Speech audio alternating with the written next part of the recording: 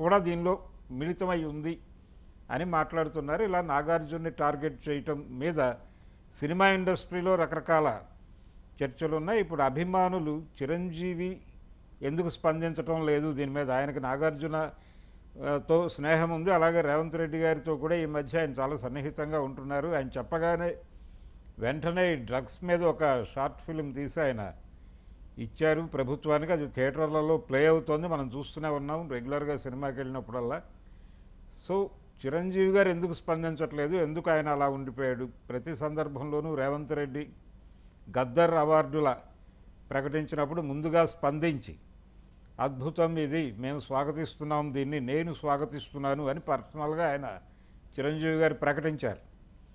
ఇంత స్నేహం ఉన్నప్పుడు ఎందుకు ఆయన ఇన్వాల్వ్ అవ్వట్లేదు అంటే, ఇద్దరికీ స్నేహితుడిని కాబట్టి ఇక్కడ మనం ఒకరి తరఫున మాట్లాడటం ఇంకొకరిని ఇబ్బంది పెట్టడం అని అనుకుని సైలెంట్ అయిపోయారా, లేకపోతే తన మీదకి కూడా ఇది మళ్లించినట్టు అవుతుంది అనే ఉద్దేశంతో ఆగిపోయారా, లేకపోతే ఇది పొలిటికల్ వార్గా ఆయన చూస్తున్నాడా?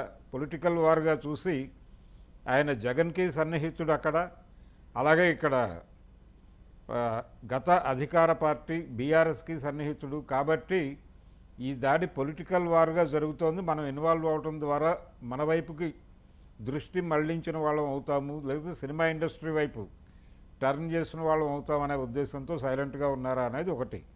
రెండవది, బాలకృష్ణ గారు ఆయన జనరల్గా ఏదైనా మాట్లాడేస్తాడు ఓపెన్గా, ఆయన కూడా ఎక్కడా స్పందించట్లేదు. ఇప్పుడు ఆయన నెగిటివ్గా ఉన్నారు ఈ విషయం మీద, అంటే నాగార్జున మీద జరిగినటువంటి, నాగార్జున గారి ప్రాపర్టీ అన్కన్వెన్షన్ మీద జరిగినటువంటి దాడి ఆయనకు ఆనందం కలిగిస్తోంది అన్న టోన్లో ఒక ప్రచారం జరుగుతోంది. అందుకనే ఆయన రెండోది రేవంత్ రెడ్డి గారితో ఆయనకు పర్సనల్గా చాలా స్నేహం ఉంది. ఈ మధ్య బసవతారకం క్యాన్సర్ ఇన్స్టిట్యూట్లో జరిగినటువంటి ఒక ఈవెంట్కి రేవంత్ రెడ్డి గారు హాజరై అక్కడ మాట్లాడినటువంటి వీడియో అవన్నీ చూసాం మనం. కాబట్టి వాళ్ళిద్దరి మధ్య స్నేహం ఉంది, పార్టీ పరంగా స్నేహం ఉంది, ఇప్పటికే ఆ స్నేహం కొనసాగుతోంది. సో ఆయన కొంచెం ఆనందంగా ఉన్నారు అని ఆయన గతంలో ఒక ఫంక్షన్లో మాట్లాడుతూ ఆరంగారావు ఇండస్ట్రీలో కూడా రెండు రకాల వాదనలు వస్తున్నాయి. అటు industry political friends, Telugu Desam Telangana party నుంచి కూడా కొందరు నాయకులు అంతర్గతంగా మాట్లాడుకుంటున్నారు, గండిపేట ఎన్టీఆర్ ట్రస్ట్ జోలికి వస్తాడేమో, మళ్ళీ రామోజీ ఫిల్మ్ సిటీ సంగతి కూడా తేలుస్తారేమో అని. లేదండి, ఇది బయట నుంచి జరుగుతున్న ప్రచారం. తెలుగుదేశం పార్టీ తెలంగాణ విభాగంలో కూడా జరుగుతుంది ఈ ప్రచారం. అంటే రేవంత్ రెడ్డి గారి మీద విమర్శపూర్వకంగా ఓకే, మీరు ఇది పొలిటికల్ వార్ కాదు అని నిరూపించుకునే ఉద్దేశం మీకుంటే, అంటే ఆయనకి సంబంధించినటువంటి కొంతమంది వ్యక్తుల ప్రాపర్టీస్ మీద కూడా దాడులు జరుగుతున్నాయి, కాంగ్రెస్ పార్టీకి సంబంధించిన ప్రాపర్టీస్ మీద కూడా దాడులు జరుగుతున్నాయి. అయితే ఇది మాత్రమే సరిపోతుందా? రామోజీ ఫిల్మ్ సిటీలో అనేక చెరువులు కలిసిపోయినాయి, ఆ చెరువుల్ని వెలికి తీసేటువంటి కార్యక్రమం ఏదైనా ఉందా?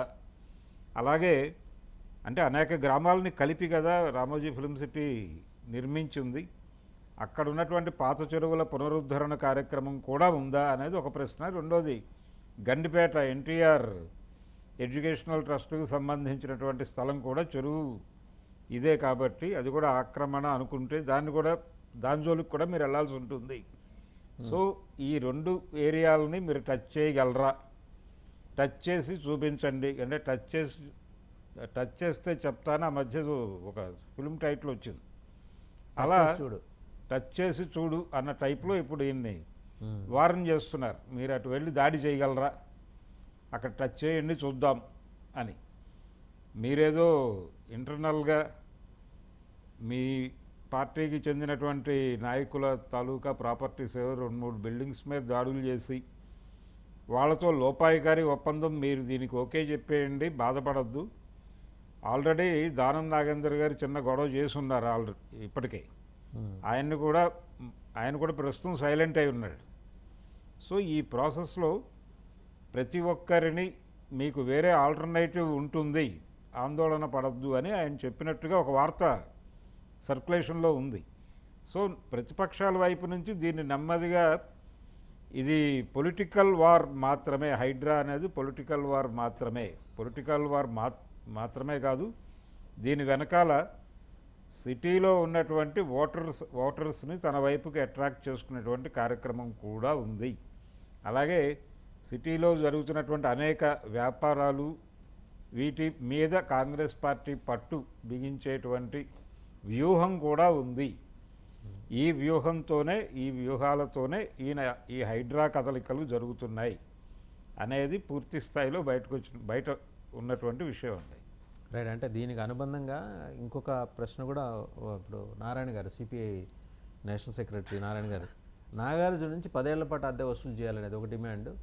రెండోది ఏంటంటే ఆయన హీ వెల్కమ్డ్ ఓపెన్గానే. అంటే ఇప్పుడు నాగార్జునకి నారాయణ గారికి ఏవో పాత కష్టాలు ఉన్నాయి కదా, 10 ఏళ్ళ నుంచి దీని మీద ఆయన ఎప్పుడన్నా అంటే కాలు దువ్వాలంటే నాగార్జున గారి మీద నారాయణ గారు ముందర ఉంటారు. అవును. సో మరి ఆయన కూడా మాట్లాడారు, చూశారు కదా నారాయణ గారి విజువల్స్ చూస్తున్నాం. అంటే ఈ సో పర్టికులర్ అన్నిటి మీద దృష్టి పెట్టండి ముఖ్యమంత్రి గారు అని కూడా అన్నారు. అవును. కూల్చివేతలు అదేదో నిరసన వచ్చిందని చెప్పి మీరు ఆపేసే ప్రయత్నం చేయకండి, కూల్చివేతలు